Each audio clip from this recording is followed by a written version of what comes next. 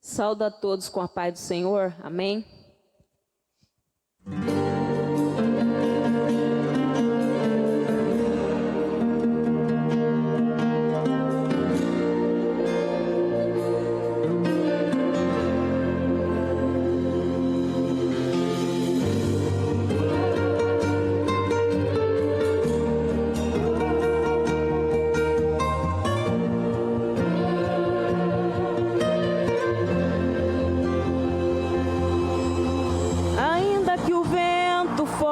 Venha me assolar,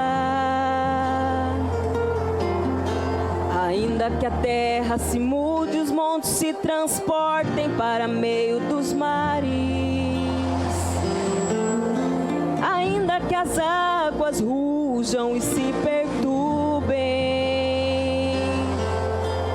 e os montes se abalem pela sua braveza, firme vou ficando.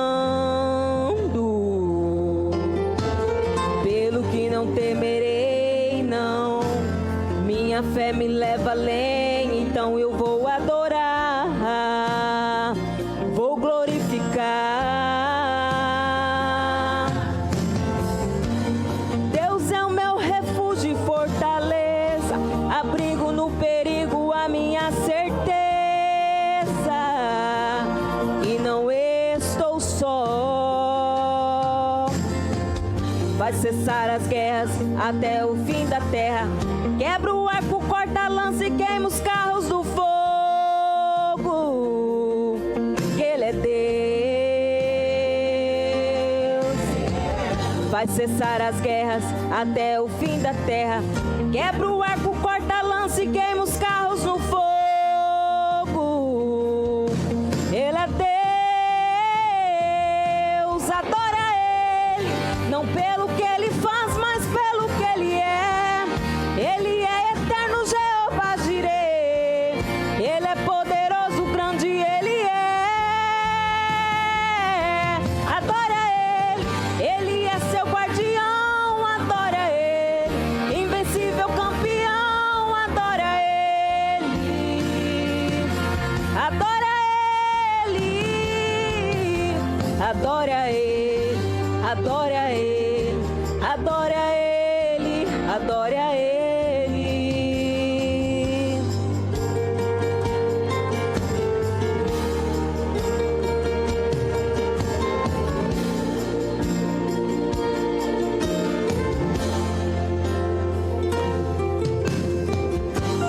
Deus é o meu refúgio e fortaleza, abrigo no perigo a minha certeza, que não estou só. Faz cessar as guerras até o fim da terra. Quebra o arco, corta a lança e queima os carros no fogo. Ele é Deus. Faz cessar as guerras até o fim da terra. Quebra o arco, corta a lança e queima os carros no fogo. Ele é Deus. Adora Ele, não pelo que Ele faz, mas pelo que Ele é. Ele é eterno, Jeová Jireh. Ele é poderoso, grande, Ele é. Adora Ele, Ele é seu guardião. Adora Ele, invencível campeão. Adora Ele, adora Ele,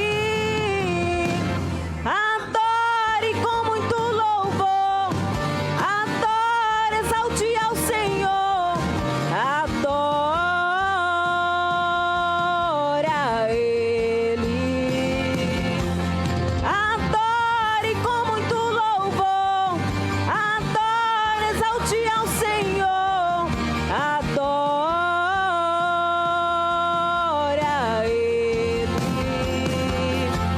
adora Ele, adora Ele, adora Ele, adora Ele, adora Ele, adora Ele, adora Ele, adora Ele, adora Ele. Amém.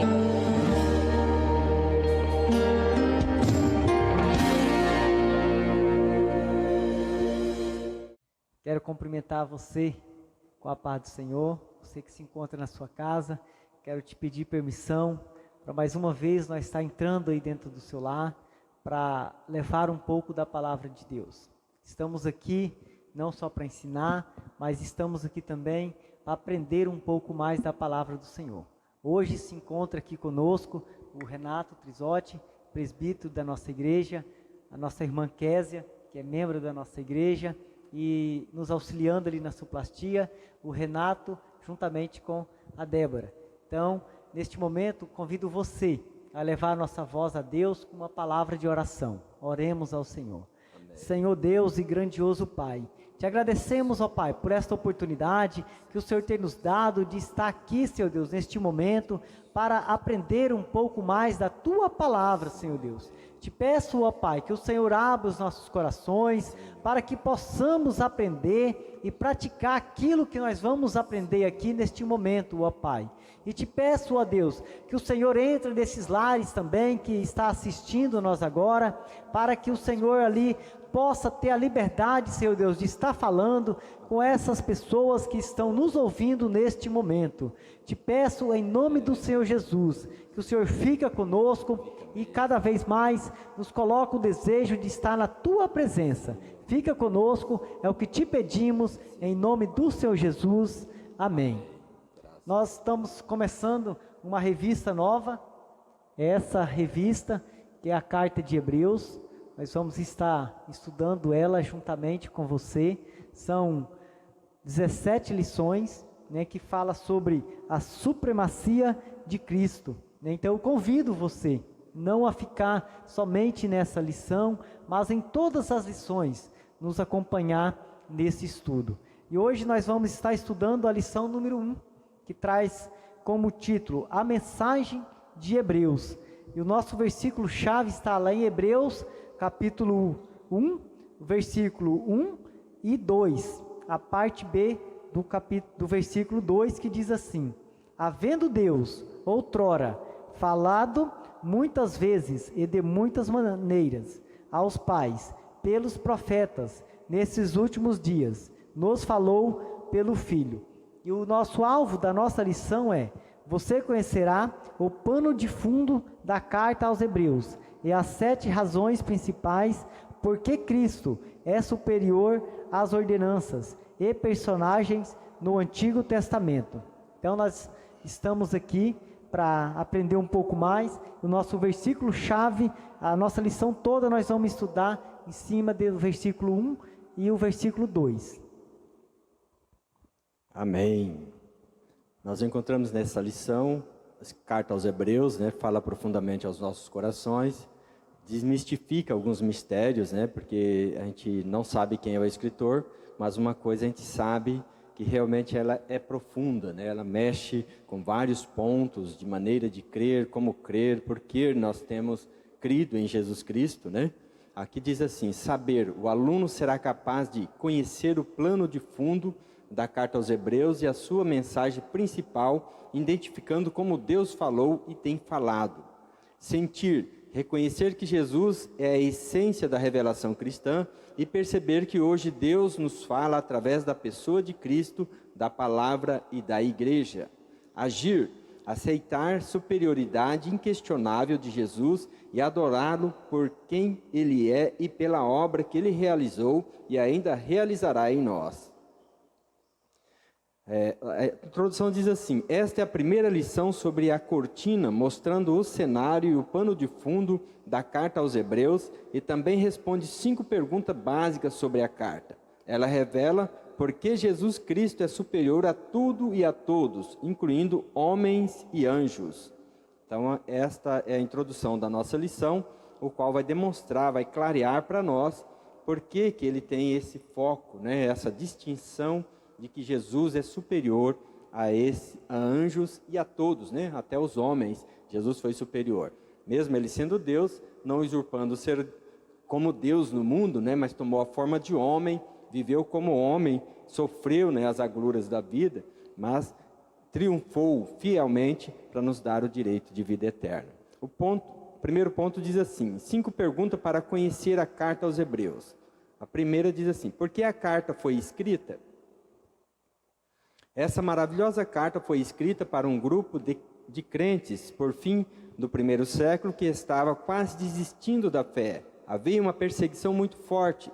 Suas casas foram invadidas, foram desprezados publicamente, torturados e jogados na prisão por causa da fé professada. Muitos desses crentes judaicos aceitaram as dificuldades com alegria, mas outros voltaram atrás e apostataram da fé, rejeitaram a salvação em Cristo. Letra A. A carta é um apelo a todos os crentes para que mantenha firme na verdade e fiéis a Cristo e cresça para a maturidade cristã. Hebreus capítulo 2, versículo 1, capítulo 3, verso 6, capítulo 6, versículo 1, capítulo 6, versículo 1, do versículo 13 ao 20. Como podem ser encorajadas pessoas que estão passando por tantas dificuldades? Letra B. A carta exorta a perseverança dando exemplo bíblico. Abraão esperou com paciência, Hebreus 6,15, e por isso obteve a promessa. Moisés permaneceu firme, Hebreus 11:27, contemplando aquele que é invisível. Jesus perseverou suportando a cruz, Hebreus 12:2. Vários professores vários professos, voltaram ao judaísmo, abandonando a sua fé, porque tinha conhecimento inadequado da pessoa de Cristo. Nós vimos aqui um ponto importante, por que a carta foi escrita? E observamos aqui, que muitos crentes daquela época, crentes judaicos, aceitavam as dificuldades com alegria. Então, um ponto importante, que aqui eles aceitavam aquilo que estava acontecendo com eles com uma alegria. Por quê? Porque eles estavam firmados em Cristo. Eles estavam ali firmes em Cristo. Mesmo que aquelas dificuldades, que nós vimos aqui, que suas casas foram invadidas, foram desprezados publicamente, torturados e jogados na prisão. Por quê? Por causa daquela fé que eles professavam. E mesmo assim, eram crentes que estavam ali firmes, passando por aquela dificuldade ali, mas não desistiu do seu propósito, ao qual que Deus tinha feito para eles. E observamos aqui também que vemos os dois lados. E haviam também outros crentes que se apostataram da fé. O que é apostatar da fé? Rejeitaram a salvação em Jesus. Então vemos aqui dois tipos de crentes, que existiam ali naquela época. Aqueles que suportavam as suas dificuldades na alegria, e aqueles que, quando a dificuldade chegou sobre eles, eles simplesmente abandonaram a sua fé e rejeitaram a Cristo como seu Salvador. E a letra B, ao qual nosso irmão Renato leu aqui, ela diz assim, sobre as promessas que Deus tinha feito ali. Então nós vimos ali que Abraão esperou com paciência a promessa que Deus tinha feito para ele. Nada mais, nada menos, Abraão esperou 10 anos firme na promessa, ao qual Deus tinha feito para ele. E hoje ainda serve de lição para nós.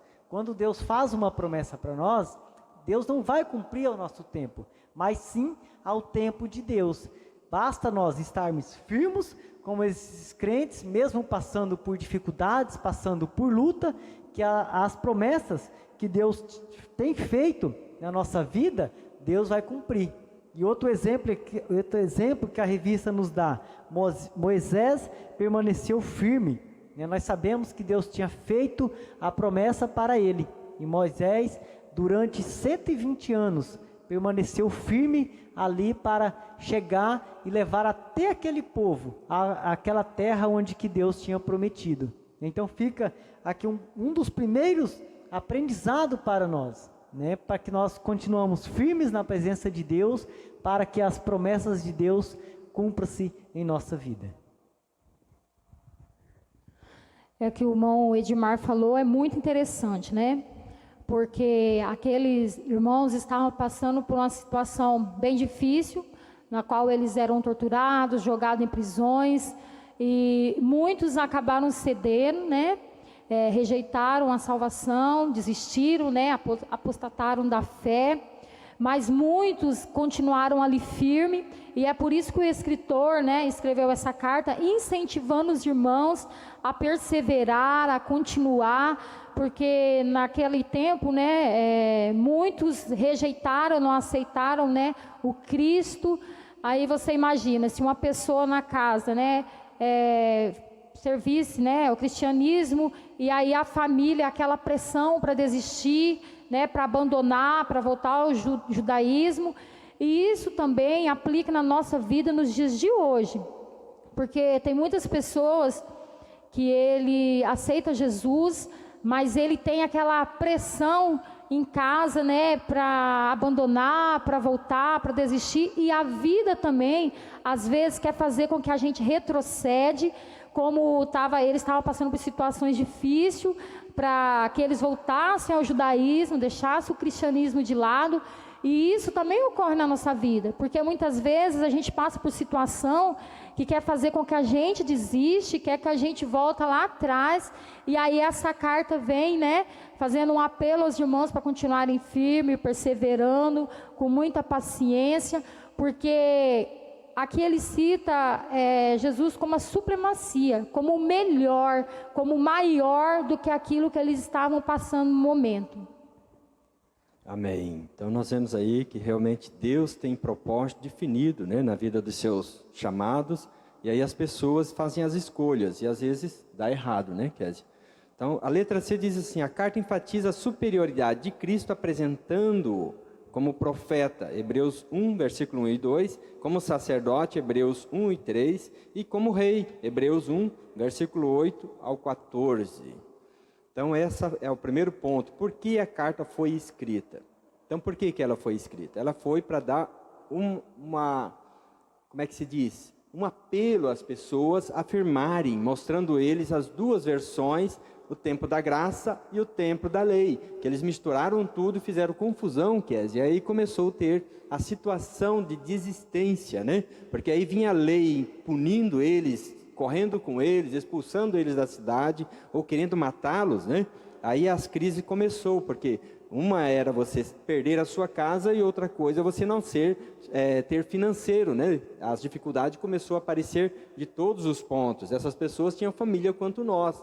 De repente teve que deixar tudo e sair correndo para outra cidade. Nós sabemos que foi um avivamento muito grande nesse período, mas foi também uma tragédia muito grande. Outros preferiram retroceder, negar a Cristo, não aceitando, rejeitando a salvação em Cristo.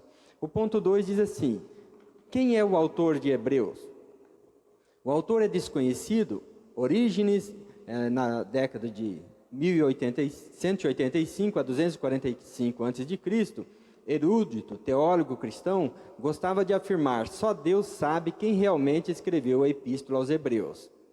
Tendo havido várias propostas, Paulo, Barnabé, Ápolo, Priscila, Lucas e outros, não há necessidade de especulação. Nenhum livro é mais verdadeiro ou inspirado pelo fato de o autor ser desconhecido.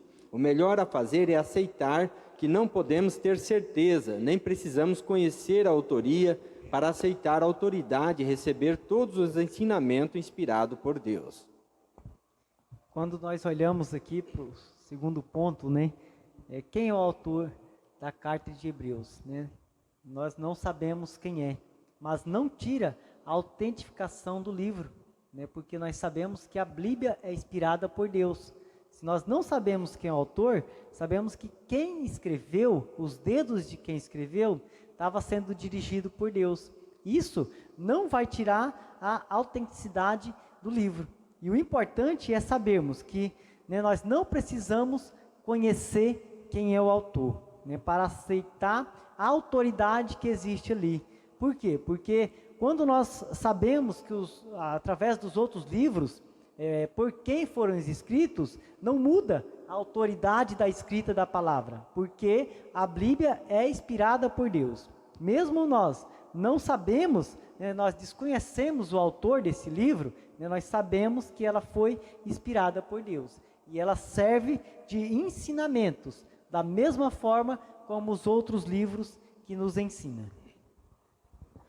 é que muitos teólogos, nesses anos aí, desde quando foi escrito, fica aí essa questão, quem escreveu? Mas quando nós olhamos, foi igual o Edmar falou, foi um homem inspirado por Deus, porque a gente vê como é linda essa carta aos Hebreus. Alguns acreditavam que era um Paulo, pelas considerações finais, nas suas cartas, lá as considerações finais. Mas aí já entra aquela dúvida, porque Paulo nas suas cartas ele começava saudando os irmãos, e nessa ele já não tem saudação. Então ficaram ali, quem foi que escreveu os Hebreus? Mas aí a gente fica com o que Orígenes disse, só Deus sabe quem, Quem sabe um dia, no céu nós descobriremos isso, mas por enquanto fica com o que Orígenes disse, só Deus sabe quem realmente escreveu. Mas uma coisa é certa, foi um homem muito inspirado pelo Senhor. Verdade, Deus levanta homens capazes, e capacita eles para fazer realmente o avivamento, o despertamento, aquele encontro que precisava da igreja, que hoje serve muito para nós embasarmos, a nossa fé, a maneira de crer, deixar o passado, lá a época do sacerdote, do sacrifício. Eu creio que acontecia isso nesse período, segundo o escritor. Nós vamos ver no ponto 3 aqui, que vai falar, no ponto 4, explica realmente o que aconteceu. 3 diz assim: quem eram os leitores da carta aos Hebreus? O título original grego por Hebraios aos Hebreus indica que a carta foi escrita a crente judaico com conhecimento profundo das escrituras do Antigo Testamento. Em relação à cidade onde vivia, há dúvida. Algumas sugestões são Jerusalém, Alessandria ou Roma. O quarto diz assim, o quarto ponto: quando a carta foi escrita? Não podemos ser dogmáticos, É possível que Hebreus 10, 32, 34 seja uma referência à perseguição de Nero, no ano 64 depois de Cristo, provavelmente escrita antes de 70 depois de Cristo, porque o escritor usa verbo no presente em Hebreus 10, 11, para descrever o mistério dos sacerdotes no templo de Jerusalém. Isso é um indicador de que o sacrifício ainda estava sendo oferecido nos dias do escritor. A melhor opção é a última metade da década de 60, 65 a 70, antes da destruição do templo pelo Romanos, Manual Bíblico Vida Nova, página 797. O quinto ponto: qual é a mensagem da carta aos Hebreus? Os irmãos querem falar nesse texto? Nós observamos aqui, quando a carta foi escrita. Observamos que existem algumas perguntas, que nos leva a nos refletir e a nos pensar. Então, a data mais aproximada que eles acharam que foram escritos, foi no ano de 64 depois de Cristo, quando Nero estava passando por uma grande perseguição, daí provavelmente escrita antes, antes de 70 depois de Cristo, ou seja, foi nesse meado entre 64 e 70 depois de Cristo, ao qual que foi escrito. E o escritor, a revista que nos informa, Renato, que usava verbo no presente, para descrever o ministério dos sacerdotes no templo de Jerusalém. Então essa é uma referência ao qual nós temos e podemos chegar mais perto dessa conclusão, que foi mais ou menos nesse ano de 64 e 70, ao qual foi escrita. Mas nós sabemos que, mesmo tendo sido escrita ali, nos serve nos dias de hoje, para nos orientar, para nos direcionar e para nos ensinar. Muitas coisas ao qual que nós não encontramos aqui na Bíblia, não tem muita relevância para nós, mas nós sabemos de uma coisa: aquilo o que Deus deixou para o homem está na Bíblia, está aqui à disposição para que nós possamos estudar e aprender.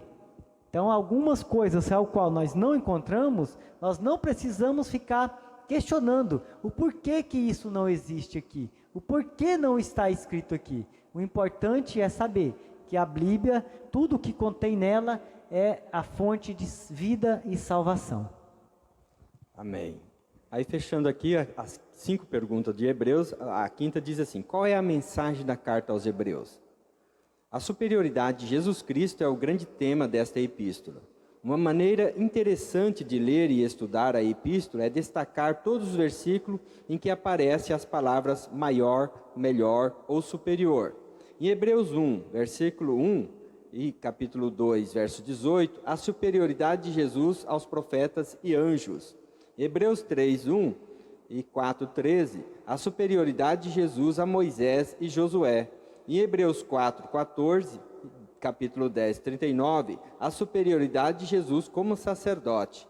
Em Hebreus 11, versículo 1, e do capítulo 13, verso 25, a superioridade da fé cristã. E observamos aqui uma grande lição, ao qual que nós possamos começar a entender, né, qual que é a mensagem que essa carta vai nos trazer. Quando você estiver estudando a carta de Hebreus, né, como está aqui na revista, a hora que aparecer essas palavras, maior, melhor ou superior, observa alguma coisa, que você vai aprender alguma coisa aonde que está escrita essas palavras aqui. Essa carta aos Hebreus, se fosse para, vamos fazer assim, resumir, ou uma palavra forte, seria a superioridade, que é maior, né? Que ele fala muito, maior, né, do que os anjos, do que Moisés, melhor, maior. Então, ele dá muito ênfase a essa superioridade de Jesus, né, que essa carta é voltada a isso, né, maior que o sacerdote, maior que Moisés. Então é isso que ele dá maior ênfase nessa lição que nós estamos estudando. Então você ficou aí nessas 5 questões, né? Por que a carta foi escrita? Quem é o autor de Hebreus? Quem eram os leitores da carta aos Hebreus? E quando a carta foi escrita? E qual é a mensagem da carta aos Hebreus? Agora nós vamos para o segundo ponto, que diz: Deus falou e continua falando. Está registrado em Hebreus capítulo 1, versículo 1, que quando ele faz a introdução, né, do livro, ele fala que Deus falou, né? O texto grego começa, Hebreus, assim: de muitas maneiras e de muitos modos, outrora Deus falou. É notável que o escritor inicia com um fato: Deus tem falado. O autor não comprova que Deus fala, afirma. A fé deve estar não somente na existência de Deus, mas na comunicação de Deus. Alguém já disse: Deus não falará para aquelas pessoas que não acreditam que Deus fala. Porque aquele que não aceita que Deus falou ao homem, certamente não encontrará um valor nesta carta. É inútil ler a carta se Deus não faz revelação alguma aos homens. Se Deus houvesse permanecido em silêncio, a situação da humanidade, por certo, seria desesperadora. Algum salmo exalta a voz de Deus. Salmo 29, 50, versículo 1 ao 3. Mas aquilo que prende a atenção do escritor é a variedade de maneira como Deus falou no passado. Então observamos aqui, né, que quando começa o versículo 1, né, nós já entendemos aqui que o escritor já começa falando que Deus falou. Observamos aqui que ele falou e continua falando, muitas das vezes e de muitas maneiras.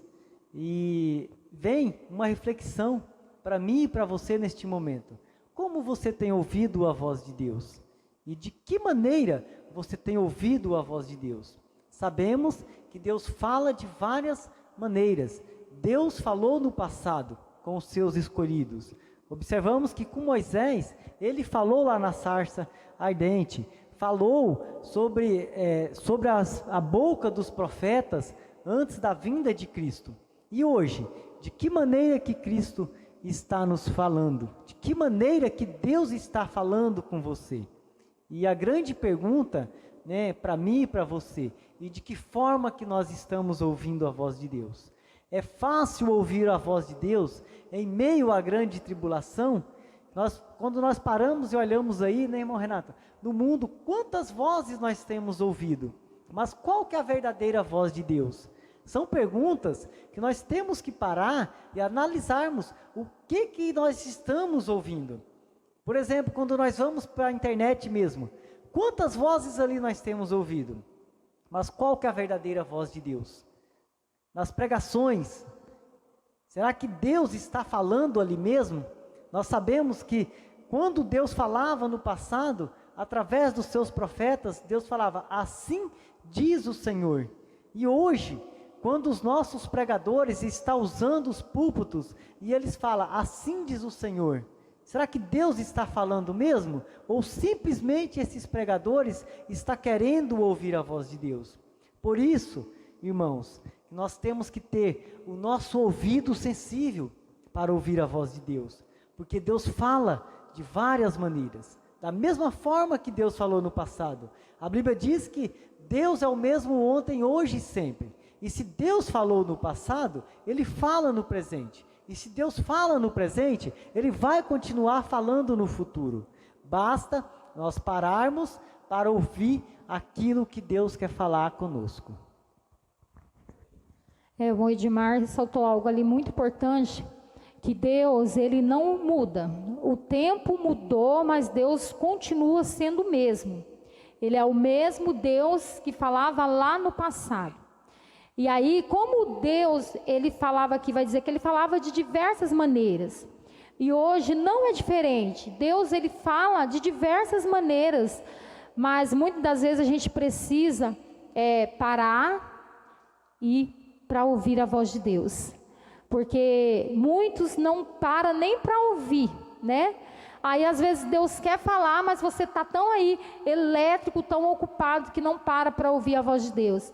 Aí a gente começa a acreditar que Deus não está falando mais, que Ele falou só lá no passado. Não, Deus Ele continua falando hoje conosco de várias maneiras, mas muitas das vezes a gente só precisa dar uma paradinha para atentar à voz de Deus. Amém. Então nós vemos Deus continua falando no nosso tempo. Então a introdução aqui diz, Deus falou e continua falando. E nós vamos ver esses dois tópicos diferenciados, no decorrer desta lição. O próximo tópico diz assim, como Deus falou ontem, Hebreus 1, letra A. Muitas vezes e de muitas maneiras, pelas leis, instituições, cerimoniais, reis, juízes, sacerdote, visões, revelação, angelicais, sonho, jumento, etc. Hebreus 1.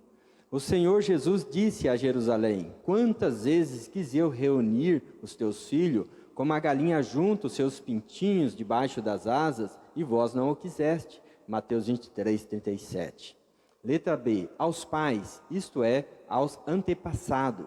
Letra C, pelos profetas, as revelações mais iluminadoras vinham por meio dos profetas. A repetida expressão, assim diz o Senhor, dava ao profeta uma autoridade sem igual. Eram maltratados, Hebreus 11, 37. Mas mesmo assim persistiam a sua mensagem, mas eles não viram o cumprimento da promessa que entregaram. Hebreus capítulo 11, 39 ao 40. Então, o que nós estávamos falando aqui, o Senhor Ele falava de diversas maneiras. A palavra de Deus vai dizer que com Moisés Ele falou, cara a cara, frente a frente. José, ele falava através de sonhos. Ele guiava, igual ele guiou o povo, através da coluna, da nuvem, de fogo. Ele usou até uma jumenta para falar com Balaão. Então, assim, nós vemos Deus de várias maneiras falando com o seu povo. Sempre estava ali, conversando, falando, dando a direção. E o Senhor, Ele tem as suas maneiras. E quando diz assim, que Ele fala assim, assim diz o Senhor. Na hora que eu estava estudando, eu me lembrei do rei Ezequias, quando Isaías foi lá e diz, assim diz o Senhor, põe a tua casa em ordem que você morrerá. Então o Senhor, Ele falava muito ao seu povo, Ele tinha as suas maneiras. Eu falo assim, que hoje o Senhor fala comigo através de sonho, eu ouço a voz do Senhor, Ele fala, Ele me dá a direção através de sonho. Então Ele continua falando com o seu povo, usando várias maneiras, assim como Ele usava lá no passado. Quando nós observamos também aqui, se a gente for ver vários exemplos, irmão Renato, como que Deus falou com Noé? Que coisa mais linda, eu posso aqui meditar Deus falando com Noé. Constrói a arca, que vai chover. E como é a gente acreditar naquilo que Deus fala com a gente, né, irmão Renato? É tão interessante, se a gente for pegar aqui o exemplo de Noé, né, como que iria chover? Porque naquela época não chovia, era apenas, né, o sereno que cai na nossa noite hoje.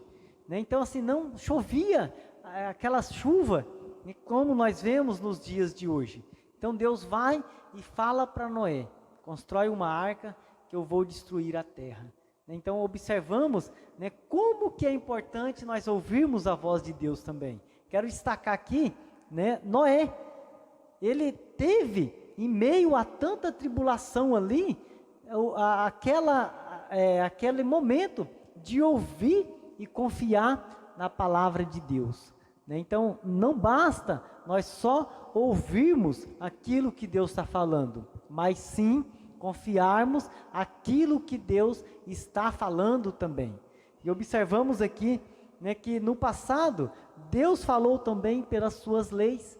Né? Observamos que Deus escreveu os 10 mandamentos, e ao qual entregou para Moisés. Né? Essa era as leis que se referia. E falou de várias maneiras, né, através de instituições, através de cerimônias, sacerdotes, visões. A irmã Kézia falou uma coisa muito importante, e a revista aqui nos fala que quando o profeta falava, assim diz o Senhor, ele era revestido por uma autoridade sem igual. Porque quando o profeta falava, assim diz o Senhor, né, o povo, né, entendia que aquilo ali era Deus mesmo que estava falando.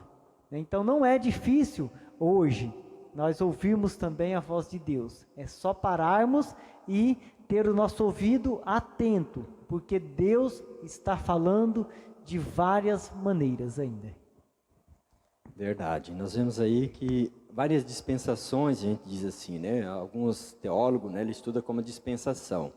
Por exemplo, Deus iniciou falando do pai para o filho, né? Abraão, quando Deus quis fazer uma grande mudança na vida de Abraão, dar uma bênção tamanha, Deus falou com Abraão e Deus falou com Isaac, e aí vai, né? Então passa de pai para filho. Depois veio na época já da época do sacerdote, né? Aí depois veio a época dos juízes. Depois veio os profetas já está na dispensação bem próximo de Jesus, né? Que Jesus é dessa linhagem de profeta. Então nós vemos várias dispensações que Deus tenta aproximar-se do homem, né?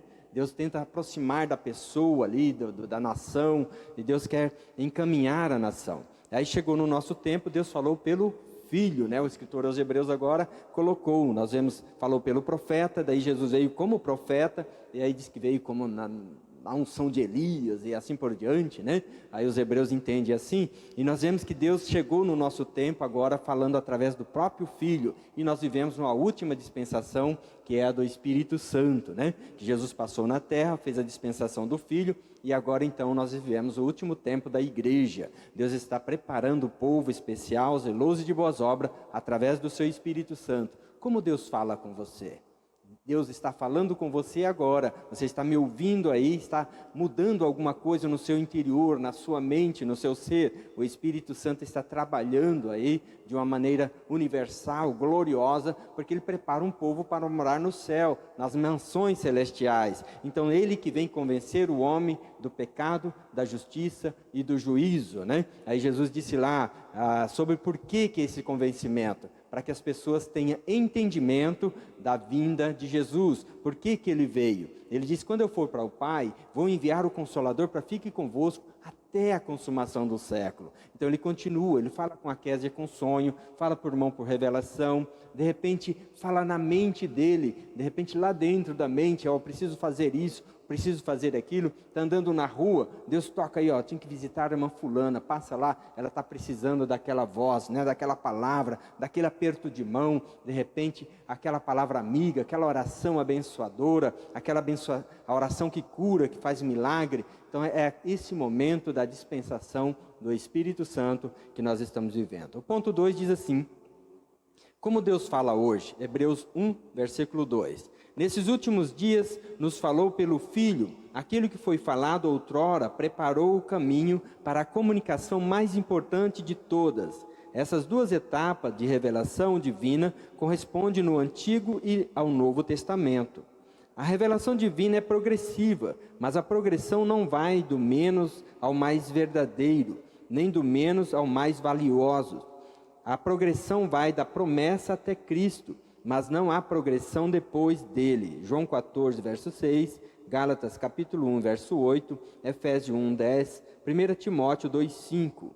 O tempo do verbo grego aoristo, usado para o falar de Deus por meio dos profetas, é também do Filho, indica que Deus terminou de falar em ambos os casos. Letra A, últimos dias. É uma tradução literal da frase hebraica que se utiliza no Antigo Testamento, no último final dos dias, que de acordo com o contexto pode significar daqui em diante. Gênesis 49, 1, Deuteronômio 4, 30, Jeremias 23, 20, Miqueias capítulo 4, 1.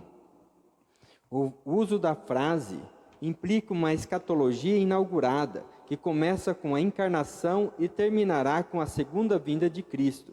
A expressão ocorre no Novo Testamento, em Atos 2,17, 1 Timóteo 4,1, 2 Timóteo 3,1, 2 Pedro 3,3. A vinda do Messias dá início ao período escatológico. O Filho é fiador, no grego, garantia, certeza, alguém que garante o cumprimento do contrato. De superior aliança, Hebreus 7, 22. O tema principal da carta inteira é: o passado cedeu lugar às coisas melhores, e por essa razão que o passado, as leis e princípios religiosos do Antigo Testamento sempre voltam a aparecer na epístola, para mostrar como o Filho é superior a esse passado. É fácil perceber que o escritor começa dessa maneira: vê valor no passado, porque Deus falou aos pais pelos profetas, mas também vê a imperfeição. Por isso é que ele diz que quanto à antiga aliança ou o Antigo Testamento, Jesus Cristo fez as três coisas: cumpriu, substituiu e ultrapassou. Letra B, nos falou pelo Filho. A essência da revelação cristã é que Deus é mais bem visto ao seu Filho para deixar mais claro o que quer dizer. O autor expõe 7 fatos acerca do Filho, e ele quer que toda a sua epístola seja lida à luz desses fatos. Observamos aqui uma coisa bem importante aqui, né? Como Deus fala hoje. Isso é uma afirmação, né, nos nossos dias, porque Deus ainda continua falando. Nós temos falado aqui que Deus fala de várias maneiras, né, de vários modos Deus fala. Mas nós temos que entender uma coisa, que nós só falamos com Deus através de uma forma, através da oração. E nós só temos acesso a falar com Deus através da oração. Agora Deus fala através do seu Filho, como nós vimos aqui, através do irmão, como nós estamos falando com você na sua casa. Você está ouvindo a voz de Deus neste momento. Então, a importância dessa revelação é que ela seja progressiva, né? E essa progressão vai da promessa, né, até Cristo. Olha só que coisa bem importante. Essa revelação não é, que diz a revista aqui, não é ao mais verdadeiro, mas do menos ao mais valioso. E qual que é o mais valioso? É Cristo, né? Então Deus fala desta maneira. Falou através dos seus profetas, né, que já preparava o caminho para o Messias, né? E esse Messias, o Cristo. Então veio do menor até o maior. Por isso que isso nos retrata da superioridade de Cristo. E quando nós falamos de Cristo, né, nós falamos de eventos futuros, né, de escatologia, né, que inaugura e termina com a segunda vinda de Cristo. Se nós fôssemos abrir um leque aqui, o que a Bíblia fala sobre a vinda de Cristo? Você tem confiado que Jesus vai voltar outra vez? Eu tenho confiado e creio que Jesus vai buscar o seu povo, porque a Bíblia diz que Jesus vai voltar. Então essa expressão ocorre no Novo Testamento. Como o irmão aqui já disse, né, e leu essas referências aqui. Você pode estar lendo em casa também. Em Atos, capítulo 2, 17, 1 Timóteo 4:1 e 2 Timóteo 3:1 e 2 Pedro 3:3. Então, você pode estar lendo essas referências aqui, que você vai chegar a uma conclusão. E o importante, Renato, aqui que diz ainda, né, que Jesus Cristo, né, fez as três coisas: cumpriu, substituiu e ultrapassou. Por isso que Cristo é superior aos reis, aos sacerdotes, aos juízes e até aos profetas. Jesus é o maior de todos. Nós vimos, né, que Deus, ele falava, né, no Antigo Testamento através dos profetas, e agora é uma ponte, né? Aqui no Novo Testamento ele já fala através do próprio Filho, que é Jesus Cristo, né? E aí é interessante ver que naquele tempo, como Deus falava com os profetas, agora é o próprio Filho de Deus que fala, né, conosco, né? Então, assim, nós vemos ali, por isso que o antigo e o novo estão ali, né, ligados por causa disso. Então, hoje a gente tem, né, o livre acesso de nós e o Senhor Jesus Cristo, né? Amém. A aplicação diz assim: onde está a voz de Deus hoje? Quem é o verdadeiro porta-voz de Deus? Como Deus fala ao homem de hoje? Quem é a voz de Deus para você hoje? Nós sabemos que Jesus está falando, né? Ele toca na nossa mente, no nosso coração, ele fala através do cântico, através de hinos, de mensagens. Tem algo assim que às vezes a gente está precisando daquele toque. De repente você ouve um hino que você ouviu todo dia ali, aquele dia falou diferente, aquele mexeu com a alma, mexe com o nosso coração, coloca-nos no lugar que Deus quer que a gente fique, né? Então Deus continua falando conosco hoje de algo esplêndido. A gente olha lá no Antigo Testamento que a pessoa chegava até ao santo, não podia adentrar ao santo do santo, só o sacerdote. Quando Jesus morreu, o véu do templo rasgou de alto a baixo, aí deu toda a liberdade para nós chegarmos até onde Deus está. Então você chega olho no olho. Por isso que Deus exige de nós hoje afinidade com Ele, conhecer Deus, olhar para Deus, falar, conversar com Deus, contar a sua situação direto para Deus, mãe de mar. Você conversa com Ele contando, é por isso que você tem que colocar tudo dentro do teu coração.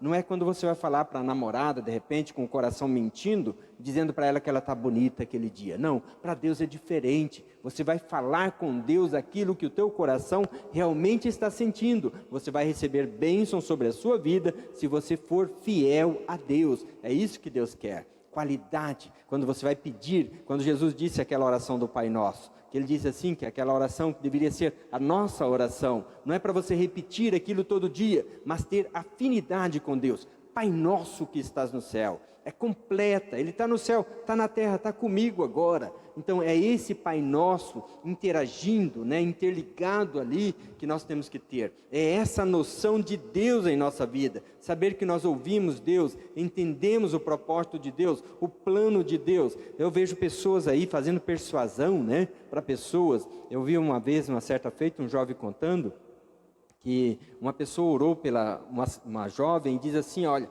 você é necessária para mim, Deus preparou você para mim. Eu comecei a olhar, Deus falou que você é minha, você vai ser a minha esposa. Eu comecei a olhar para ele e comecei a repreender, né? Porque Deus não intervém no livre-arbítrio, amados. Por mais que as coisas estejam todas encaixando na tua vida, não te dá essa liberdade de você chegar numa pessoa e tentar profetizar sobre ela coisas que não existem. Então nós sabemos que nós não conseguimos revelar. Tem pastores aí que estão revelando o casamento, revelando o futuro e estão prognosticando coisas do futuro. Isso não cabe a nós. Basta a cada dia o seu mal, basta a cada dia o que vai acontecer. O amanhã não é meu, não tem como eu dizer nada do amanhã para ninguém, a não ser que Deus revele alguma coisa, que Deus me mostre, né? Que nem para a mãe Kézia fala por sonho. Deus fala por sonho, ela tem que interpretar como sonho, não como voz de Deus, mas como sonho. Deus me mostrou em sonho dessa maneira, daquela maneira. Edmar, não vai viajar amanhã, porque algo errado vai acontecer, porque meu sonho falou assim, assim, assim. Se o Edmar acreditar no sonho, ele pode até crer, mas não podemos usar o sonho como mensagem, como algo ali vindo de Deus para aquilo, porque Deus fala de muitas maneiras. Assim como Deus falou em sonho, fala no coração dele, se está ou não pronto para aquela viagem, para aquela ação daquele dia. Então, amados, Deus tem revelado coisas, mas coisas para o presente, para o momento. As coisas reveladas são de Deus e para nós são reveladas. As coisas ocultas são para Deus. O meu amanhã é de Deus. Então é Deus que vai construir o meu amanhã novamente. Deus vai estabelecer o meu amanhã. Todo dia, quando eu me acordo de manhã, quando acordo pela madrugada, eu oro ao Senhor. Senhor, obrigado por esse dia. Faz com que eu faça esse dia, seja o meu dia de felicidade. E transforme esse dia que glorifica o nome do Senhor na vida das pessoas que eu vou conviver. Porque, amados, é grande quando você começa a pensar que o seu dia, Deus colocou tudo prazível ali, tudo prontinho para você, um novo dia. Aí você pode transformar ele em bênção ou em maldição. Depende da sua ação, de como eu vou me colocar nesse dia. De repente vai ter adversidade, como tem todos os dias. Você vai ter confrontos, vai encontrar com o ser humano. O ser humano é a pior animal difícil de mexer, é ser humano, né? Então nós decepcionamos com ele. De repente você olha a pessoa muito amiga e fala coisas que você não queria ouvir, que te entristece, que te angustia. De repente tira até o seu apetite, né? Do seu almoço do dia, o café da manhã, de repente. E não é pessoas estranhas, são pessoas chegadas. Mas o que a gente pode fazer? Isso não é para nós destruir, mas para nós construir, porque é necessário também na vida do cristão que venha lutas, que venha dificuldade. Ele tem que aprender a administrar isso para que o nome do Senhor seja engrandecido e glorificado. Então, diante da adversidade, contar até 10 é difícil, né? Se for desafiado, nossa, como difícil você engolir alguma coisa que desse travado, né? Mas você tem que fazer de repente para a glória do Senhor. É claro, né? Que nem disse o irmão Cássio esses dias na escola dominical. Você não precisa ser aquele humilde que afasta do que a lei te ampara. Não, você não precisa ser humilde o suficiente, porque se alguma adversidade veio, né, seja no trânsito, seja na sua vida profissional, você foi mandado embora injustamente, você tem leis que te amparam, tem aí, né, vários meios que vai te dar suporte. Então procure todos os suportes que você tem baseado em leis. Ser humilde, servo do Deus Altíssimo, não te isenta das leis, tanto do apoio com a lei a seu favor, quanto para te punir também, para te levar para a cadeia de repente. Mas você tem que fazer tudo dentro de uma honestidade, de uma fidelidade. Viver a justiça é algo difícil. Nós passamos às vezes por apertos ali, vivendo a justiça, ser cumpridor da justiça, porque a lei foi criada para o injusto, e o justo então já serve a lei, já faz tudo certinho, né? Então nós vemos aqui a revelação dessa graça, desse poder, determinando em nossa vida as bênçãos do grande eu sou, né? Deus realmente emanando bênção em nossos corações. Então nós vemos aqui que Deus falou então através do seu Filho. Agora nós vamos ver 7 fatos acerca do Filho. Hebreus capítulo 1, versículo 2 e 3. Os fatos a seguir mostram a superioridade inquestionável e insuperável de Jesus Cristo. Explica por que a revelação através dele é maior que Deus já fez à humanidade.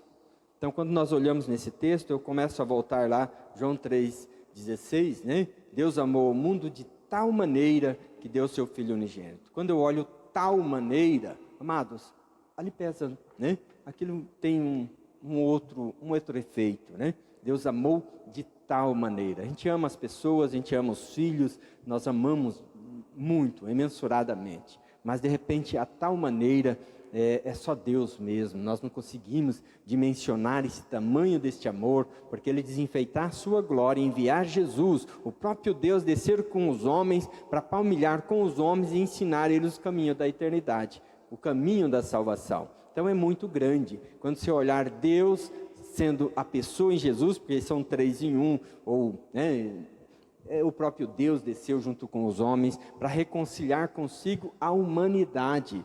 Então nós vemos, é algo esplêndido, é maravilhoso, quando a gente começa a ver esse poder emanado, esse amor tão grande. Ponto 1 diz assim: Deus o constituiu herdeiro de todas as coisas. A palavra herança era usada para denominar divisão de propriedade que um pai deixava a seus filhos após a morte.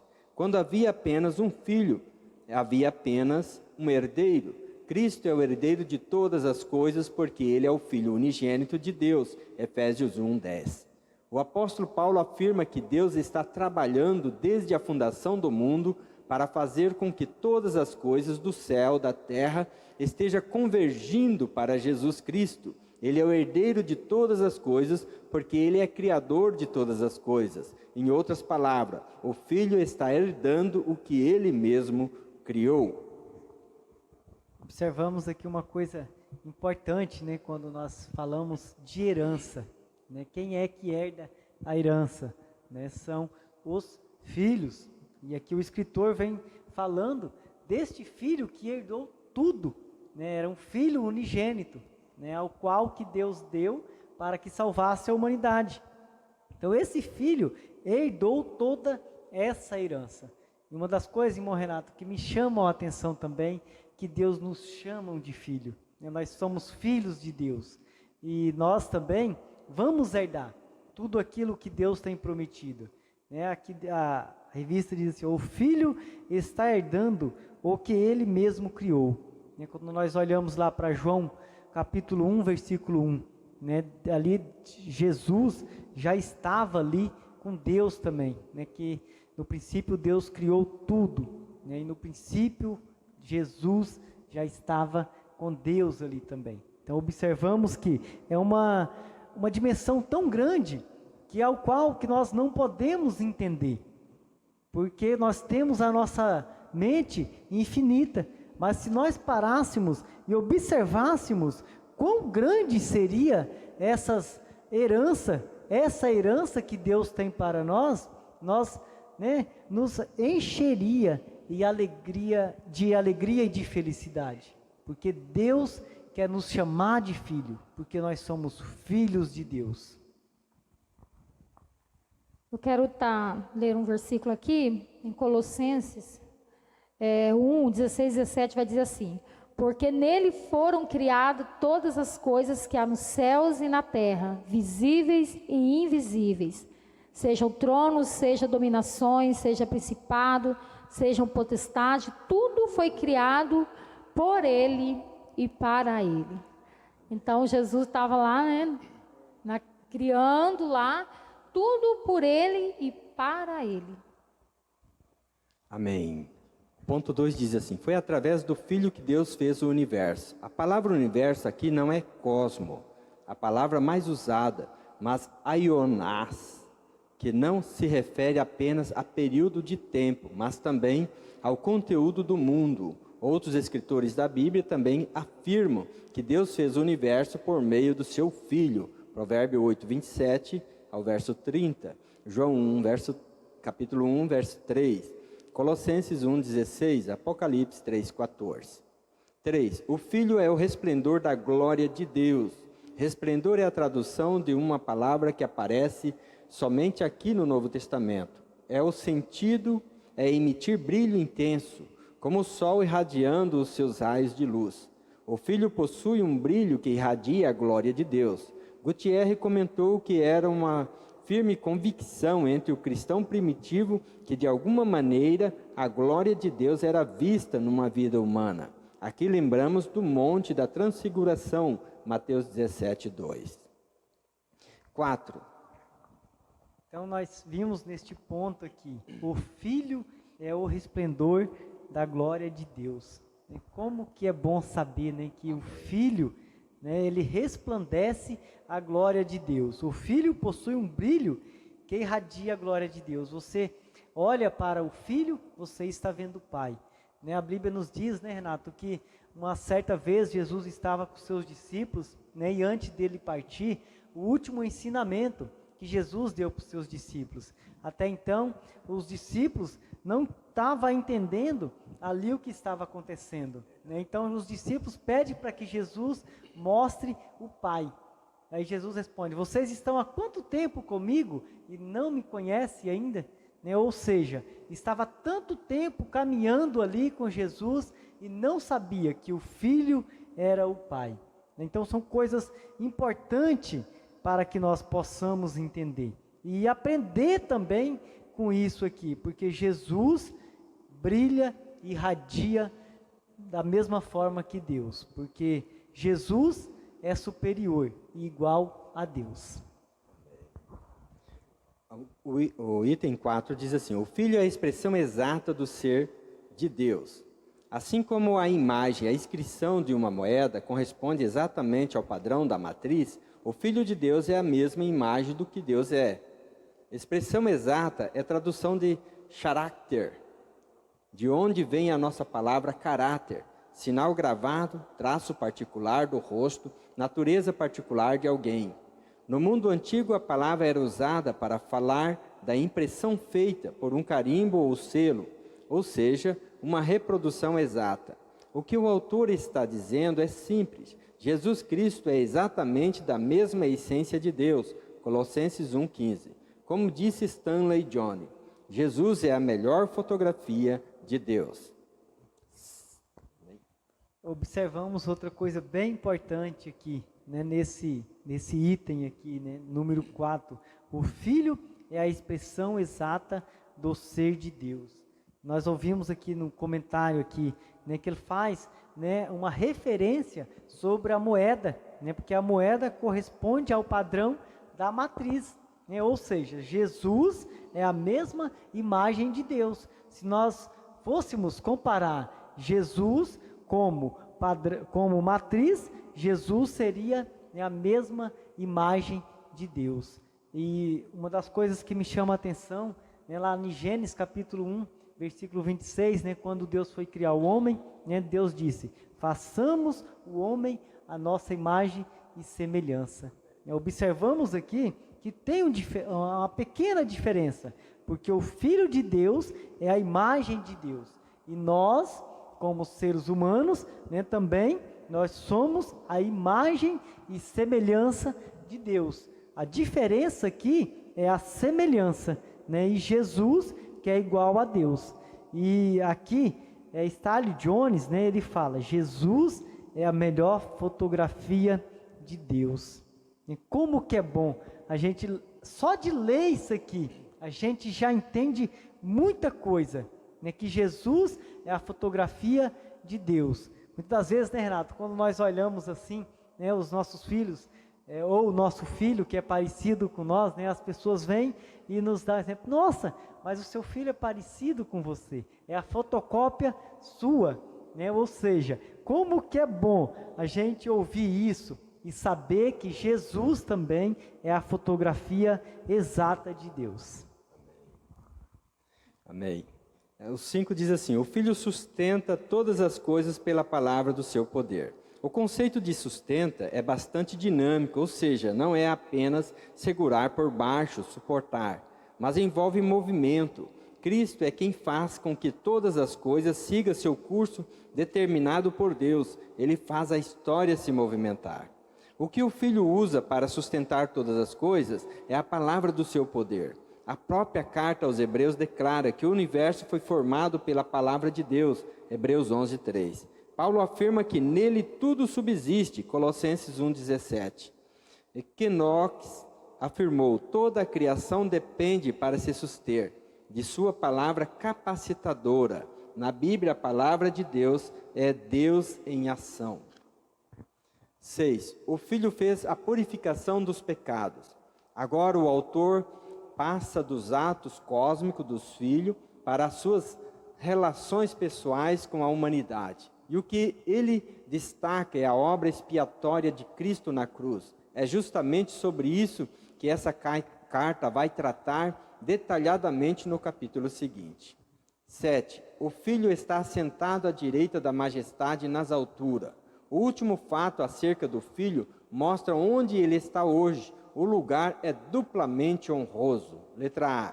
Primeiro, ele está à direita, que na cultura bíblica é sempre uma posição de autoridade. Lucas 22:69, Romanos 8:34, Hebreus 8:1 e 2. B. Segundo ele está nas alturas. A Bíblia descreve Deus como o Altíssimo. O temor que quer simplesmente nos informar que não há qualquer ser acima, o termo, né? Quer simplesmente nos informar que não há qualquer ser acima dele. 1 Reis 8:27, Salmos 148:13 e Efésios 1:21. Então observamos aqui, né, que quando Jesus, né, nos seus últimos ensinamentos, os discípulos não sabiam para que onde Jesus ia, né? Então Jesus explica para ele que Jesus, né, voltaria para o Pai, ou seja, ele veio do Pai e voltaria ao Pai, né? Então aqui nós vimos aqui que ele ainda ocupa um lugar majestoso, à direita de Deus, ou seja, é um lugar honroso, né? E que quando nós olhamos para essas referências aqui, né, que ocupa um lugar de autoridade, uma posição de autoridade. Então Jesus, ele é autoridade, ele tem a autoridade, por isso que ele está à direita, à destra do Pai, como a Bíblia diz. E eu quero deixar essas referências aqui para você, se você não conseguiu pegar, para que você consiga pegar de novo e anote aí para depois você estar lendo. É Lucas capítulo 22, verso 69, Romanos 8:34, Hebreus capítulo 8, versículo 1 e 2. Então você vai entender um pouco mais o que essas referências vai dizer, né, sobre estar à direita do Pai. Né? E a segunda parte aqui, ao qual nós vimos, né, que ele está nas alturas, e ainda é descrito, né, como o Altíssimo, né? Então ele é o superior, como já falamos várias vezes aqui, ele está ao lado do Pai, e ele é superior a todas as coisas e a tudo. Aqui fala sobre, né, estar à direita, lugar de honra. No antigo império, o lugar de honra era estar do lado dos monarcas, né? E aí, quando nós vemos aqui Jesus está à direita do Pai, ele morreu, ressuscitou, né, e voltou para o Pai. E aí eu lendo isso me fez lembrar, eu quero até ler aqui para os irmãos, de quando Estevão estava sendo martirizado, apedrejado, ele pôde contemplar isso. Vai estar escrito lá em Atos 7, 55, 56, diz assim: mas ele, estando cheio do Espírito Santo e fixando os olhos no céu, viu a glória de Deus e Jesus, que estava à direita de Deus, e disse: eis que vejo os céus abertos e o Filho do Homem que está em pé à mão direita de Deus. Então, assim, Estevão, naquele momento ali, né, para morrer, ele pôde contemplar, né, Jesus Cristo no lugar de honra, né, lugar sublime. E aí ele relata isso e aí me fez lembrar, né, que ele pôde contemplar Jesus, né, mais alto, sublime, à direita de Deus. Depois da ressurreição, né? Sim. É uma confirmação desta grande bênção, né? Então nós vemos que Jesus já está ao lado do Pai, do lado direito. Não significa lado, né? Mas ele significa poder, né? Ele está sendo o braço forte de Deus lá, né? Então ele está lá do lado forte. Então nós vemos aqui os 7 fatos acerca do Filho. Primeiro foi, Deus constituiu o herdeiro de todas as coisas. Segundo, foi através do Filho que Deus fez o universo. 3, o Filho é resplendor da glória de Deus. 4, o Filho é a expressão exata do ser de Deus. 5, o Filho sustenta todas as coisas pela palavra do seu poder. 6, o Filho fez a purificação dos pecados. 7, o Filho está assentado à direita da majestade nas alturas. A aplicação diz assim: e Jesus Cristo que você crê e prega é do tamanho deste que acabamos de conhecer? Ele possui essas características? Então aí é para você fazer uma reflexão de que esse Jesus, que tipo de Jesus você está vivendo. De repente você tem o Jesus do tamanho da sua fé, porque nós temos a dimensão da nossa fé, nós limitamos deuses nas ações de Deus, porque Deus continua sendo o nosso Deus. Porque nós olhando aqui no sentido de eternidade, Deus preparando a humanidade para morar no céu. Mas lembre-se de uma coisa, o próprio Jesus veio para dar vida e vida em abundância. É para você viver intensamente aqui na terra, vai ter dificuldade, vai ter sol, vai ter seca, vai ter as intempéries da vida. Mas você vive abundantemente. Diz que os fiéis comem o melhor desta terra. Então Deus tem constituído você. Se você crer nesse Deus tremendo que faz você frutuar, você crescer de tal forma grande, né? Viver intensamente a alegria, o poder de Deus aqui, você vai ter uma vida consagrada a Deus, uma vida santa ao Senhor. Então tem que voltar sua vida a Deus. A eternidade está preparada. Você está galgando a salvação gradativamente nesta vida, conhecendo Deus pela sua essência, por totalidade de Deus. Então tem que conhecer Deus através desta revelação de Jesus Cristo. Então Deus chamou-nos para sermos luz. Quem é luz agora neste mundo? Quando Jesus veio aqui, operou milagre, fez coisas extraordinárias. Ele disse que você pode fazer isso. Você tem autoridade. Não é o pastor só, não é só o presbítero, não é só o diácono, não é só a líder de senhoras. Não, todos que aceitaram a Jesus, que crerem em Deus como seu Salvador, têm esse poder, têm essa luz dentro dele. Tem esse sol dentro dele, porque nós somos feitura das mãos daquele grande Deus, o grande eu sou.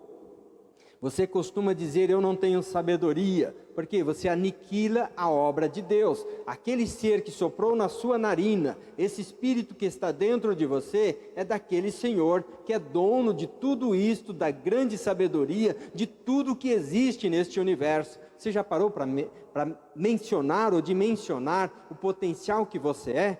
Pare um pouquinho e analisa. Esse Deus que tudo pode, que criou este universo, esse Deus inteligente aí, Ele é dono da tua vida, Ele está com você. Então você é uma pessoa especial, sábio por excelência. Aí Paulo diz lá, se você tem falta de fé, peça a Deus. Se você tem falta de sabedoria, peça a Deus que dá liberalmente. Ele não dá por medida, Ele não dá por quantidade, irmão Edmar. Ele dá liberadamente a sabedoria. Então você só não é sábio se não quiser. Se você não entende a verdade de Deus, porque não busca a verdade de Deus, porque Deus está estabelecendo aí esse contato continuamente e dá o Espírito Santo para fazer você lembrar das coisas de ontem, de antes de ontem, ou de quando tinha 10 anos, 12 anos, 13 anos, 10, e assim por diante. Deus faz lembrar de todas as coisas, porque esse é trabalho do Espírito Santo. Ele está achando que nós preparamos muita coisa aqui? Não, os irmãos falou porque está aqui dentro. O Espírito Santo sopra aqui,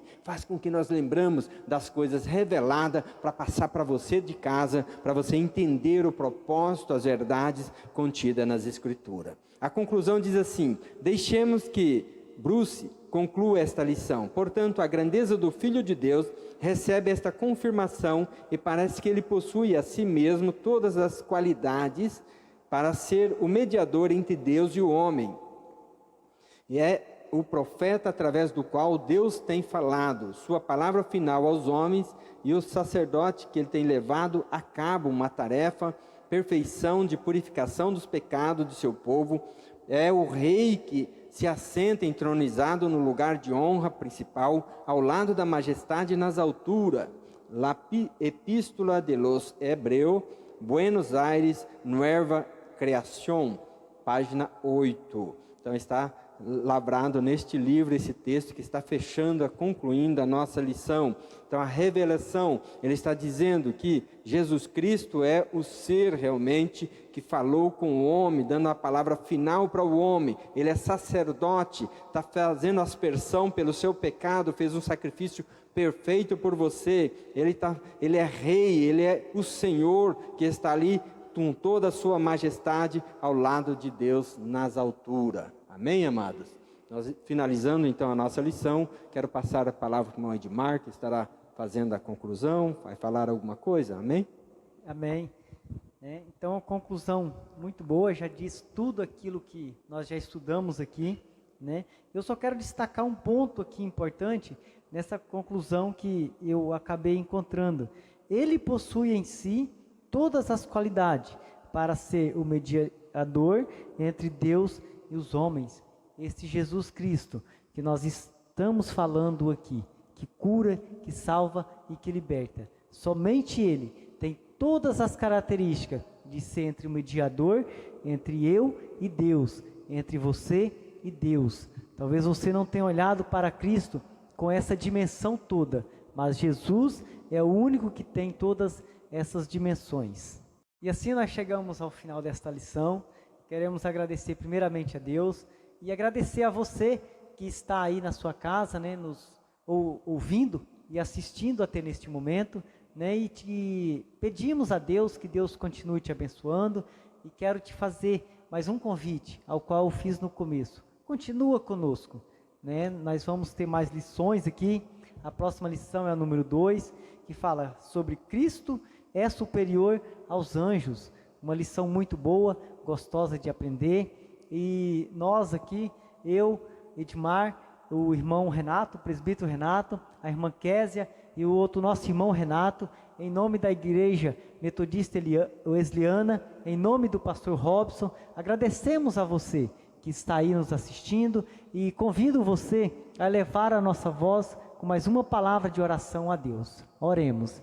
Senhor Deus e grandioso Pai, te agradecemos, ó Pai, por esta oportunidade, te agradecemos por este estudo, ó Pai, e te agradecemos, Senhor Deus, ainda mais por este lar que tem nos recebido, Senhor Deus, e que o Senhor possa transformar este lar, que talvez tenha com algumas dificuldades, ó Pai, que faça como aqueles crentes judaizantes, que mesmo nas dificuldades, continua na alegria. Continua nos abençoando, nos dando força, nos fortalecendo, é o que te pedimos, em nome do Senhor Jesus. Amém.